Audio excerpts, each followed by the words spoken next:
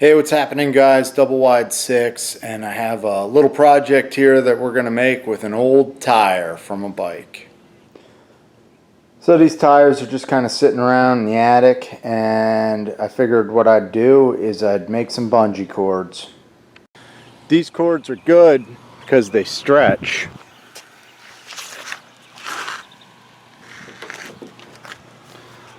So that's a 6'6" bed. You can see it's going corner to corner. A lot of times I put garbage cans in the back of my truck to head over to the dump, and I'll just strap them in. Or I'll have lawn mowers in the back, and I can wrap that thing around the handle.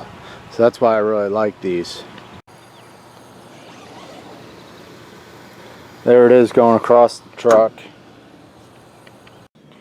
I made these straps here probably about 5 or 6 years ago. And the only problem with them is that the hooks are a little bit thin, and if you put a tremendous amount of stress on them, the hooks can bend. I think these were made from like those white metal shelving that you might put in a closet. So this time I'm using a thicker metal. The metal that I'm using is pretty thick gauge stuff. I think I got it from an umbrella. It's coming in at 0.195. and 0.250 would be a 1/4 inch.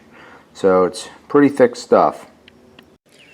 Yeah, I got these goggles for snow blowing, and they're pretty awesome for that, but they're even better for metalworking. So I got on my safety goggles. Let's start bending some metal. So what you want to do is you want to take your scrap metal. A longer piece is better because it's going to give you leverage. I have it hanging over about a 1/2 inch, and I'm going to take a good vice grip. You need a nice, flat, strong, and these are mine are vice grip brand, so they grip really well. You need a good pair, especially for the thicker metal. And all you have to do is take your metal.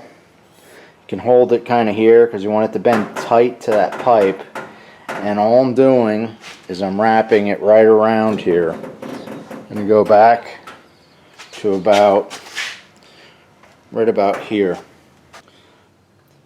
So for the second bend, you got to be a little bit more creative. This is a smaller pipe, and my vice grip isn't going to lock in there.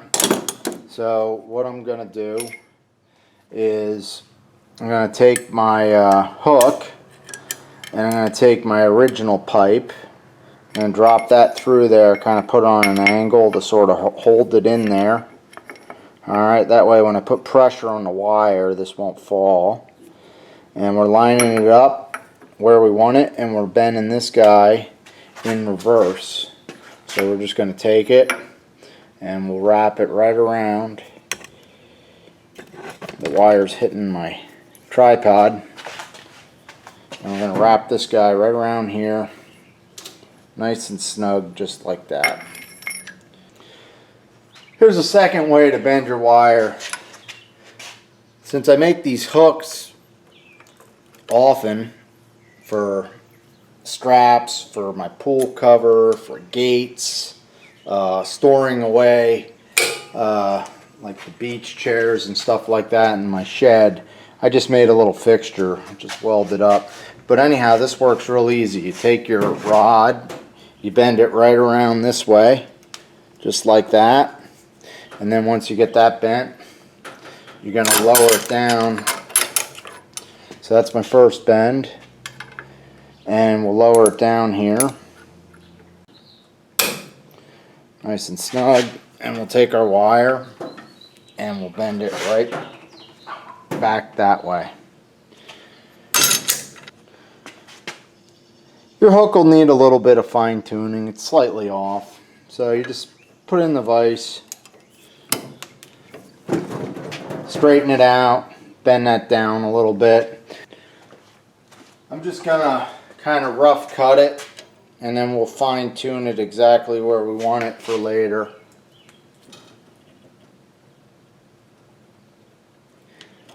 Yeah, you can see how thick this stuff is. Alright, So once you get your hook the way you want it bent, it might take a little fine tuning in the vise. I cut this off and tapped it shut with the hammer.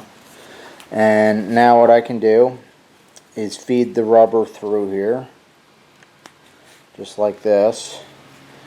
And at the end, you want to do a pretty good sized knot. So what I'm going to do is wrap this thing around, go through there once, and then through there a second time, and that should give you a plenty big knot so that it won't slip out. And that looks nice, just the way I have that there.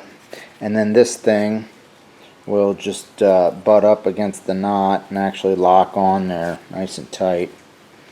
So that's how I make my hooks. And then usually I leave about 3/4 of an inch of excess on there, just like that. What I like about these straps is usually when I put something in my truck, I only need one strap. It's not multiple bungee cords. So you could take it and you could wrap right around something like this, okay? If it's going to go to a hook and there's too much room, you can wrap it right around again.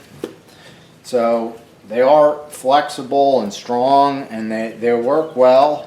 And from what I've seen, they hold up about 5 years. And that's left in the back of the truck and being outdoors 24/7 right through the winters and all that. So I'd recommend making a set. Alright guys, double wide 6. Hopefully you enjoyed the video. I'm going to put a link to some of the tools that I used in the project. One of them is a bolt cutter. These are real nice for just taking steel and cutting it just like that. These are a smaller set, about 14 inches long, and I also have a heavy duty pair. These guys are about 2 foot long, and I've used these things all the time. They work really well for, this is 1/4 inch.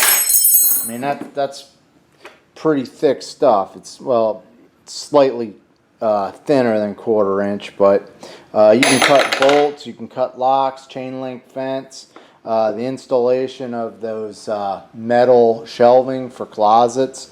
I've used these for those types of jobs. So those are some good cutters, and I'd recommend them for a job like this. Otherwise, you've got to use a hacksaw, or you can cut them with your grinding disc. Either way will work. So anyhow, hopefully you enjoyed the video. I'm going to put a link at the bottom where you can get some bolt cutters like that.